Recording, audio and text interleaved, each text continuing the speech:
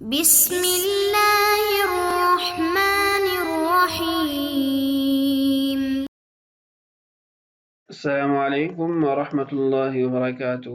بسم اللہ الرحمن الرحیم۔ عزیز طلبہ، امید ہے آپ سب خیریت سے ہوں گے۔ آج کی اس ویڈیو کے اندر ہم مزید کچھ صیغے حل کریں گے۔ ہمارا آج کا پہلا صیغہ ہے الم ترى۔ اس صیغے کی وضاحت دیکھیے۔ صیغۃ الواحد المذکر الحاضر من نفی الجحد بلم، یہ صیغہ واحد مذکر حاضر نفی جہد بلم ہے۔ کانت فی الاصل ترى، اصل میں صیغہ تھا ترى۔ سقطت الالف المقصورة بلم الجحدیہ الجازمہ، آخر سے الف مقصورہ ساقط ہو گیا نفی جہد جازم بلم کے ساتھ۔ ودخلت علیہا حمزۃ الاستفہام، اور اسی صیغے کے ساتھ حمزہ استفہام آ گیا تو صیغہ الم ترى بن گیا۔ تو الم ترى کے اندر اصل میں صیغہ تھا ترى، آخر کے اندر الف مقصورہ تھا جو نفی جہد بلم کی وجہ سے ساقط ہو گیا، اور پھر ابتدا کے اندر حمزہ استفہام آیا تو صیغہ الم ترى بن گیا۔ آگے صیغہ ہے قالین۔ اس صیغے کے اندر فی نفسی ہی کوئی پیچیدگی نہیں ہے، لیکن چونکہ یہ صیغہ عربی زبان اور اردو زبان کا مشترک ہے کہ اردو زبان کے اندر قالین ایک خاص قسم کے بچھونے کو کہتے ہیں، تو جب انسان پہلی مرتبہ لفظ قالین سنتا ہے تو اس کا ذہن فوراً ایک مخصوص صورت کی طرف جاتا ہے، جس سے اس کو یہ اشتباہ ہوتا ہے کہ یہ تو عجمی نام ہے، اس میں جامد ہے، اس کے اندر تو صیغے والی تعبیرات اور بیان نہیں ہو سکے گا۔ حالانکہ یہ صیغہ عربی زبان کے افعال سے بھی بنتا ہے۔ تو صاحب کتاب نے 3 صورتیں اس کی لکھی ہیں، ایک کے بعد دیگریں ان کو پڑھ لیں گے۔ اس سے قبل جو تمہیداً بات لکھی گئی ہے اس کا ترجمہ کر لیتے ہیں۔ ان هذه الصيغة القالین لیست مشکلۃ، یہ صیغہ قالین کوئی پیچیدہ صیغہ نہیں ہے، لیکن الاشتراک اللفظی بین اللغة العربیة والعجمیة جعلها مشکلۃ، عربی اور عجمی زبان کے اشتراک نے اس کو مشکل بنا دیا۔ فإنها تشبه بلفظة قالین كلمة عجمیة اردویہ معناه بالعربیة السجادة، کہہ رہے کہ یہ لفظ قالین کے ساتھ مشابہت رکھتا ہے جو ایک عجمی کلمہ ہے، اردو زبان کا کلمہ ہے، جس کا مطلب عربی زبان میں السجادة ہے۔ فالسامع بأول السماع يذهب ذهنه إلى السجادة فيقع في حيرة، کہہ رہے ہیں کہ پہلے وہلہ میں جب سامع اس لفظ کو سنتا ہے تو اس کا ذہن اسی مخصوص قالین کی طرف، سجادہ کی طرف جاتا ہے تو وہ حیران ہو جاتا ہے۔ ويظن أنه اسم جامد، وہ یہ گمان کرتا ہے کہ یہ تو اس میں جامد ہے۔ لیست بصیغۃ، کوئی صیغہ نہیں ہے۔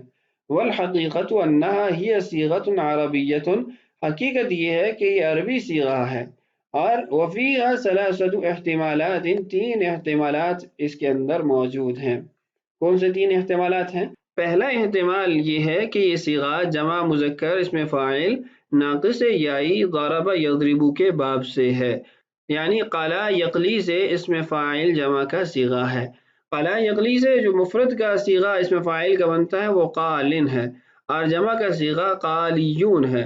پھر اس کے اندر جب تعلیلات ہوتی ہیں مختلف قسم کی تو صیغہ قالیون سے قالیین، پھر قالیین سے قالین بن جاتا ہے، جو ہم رامین کے اندر تعلیلات پڑھ چکے ہیں۔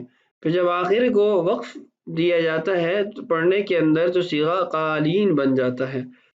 دوسرا احتمال یہ ہے کہ صیغہ جمع مؤنث حاضر فعل امر معروف باب مفاعلہ سے ہے، یعنی قال یقالی مقالاتن سے فعل امر قالی، اور اس سے جمع مؤنث حاضر فعل امر کا صیغہ۔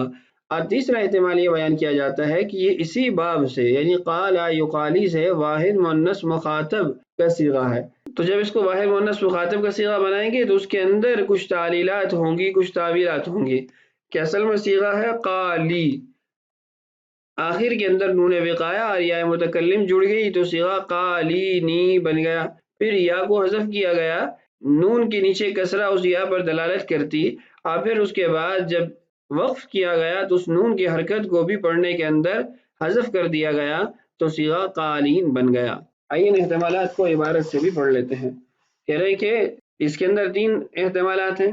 پہلا احتمال صیغۃ الجمع المذکر لاسم الفاعل الناقص الیائی من ضرب علی وزن رامین، کہہ رہے ہیں کہ پہلا احتمال یہ ہے کہ صیغہ جمع مذکر اسم فاعل ناقص یائی ضرب یضرب کے باب سے رامین کے وزن پر، کقولہ تعالی جیسا کہ اللہ تعالیٰ کا ارشاد ہے انی لعملکم من القالین، واصلها اصل کے اندر صیغہ ہے قالیین، فبعدما اعلت اعلال رامین تو جب اس کے اندر رامین والی تعلیل ہوئی صارت قالینہ تو یہ صیغہ قالینہ بن گیا، وبالوقف اصبحت قالین اور جب آخر میں وقف کیا گیا تو صیغہ قالین بن گیا، ومعناہ اس کا مطلب ہے ساخطین ناراض ہونا، جیسا کہ قرآن پاک کے اندر بھی ہے کما ورد فی القرآن الکریم ما ودعک ربک وما قالا، وما قالا کا مطلب کہ وہ آپ سے ناراض بھی نہیں ہوا۔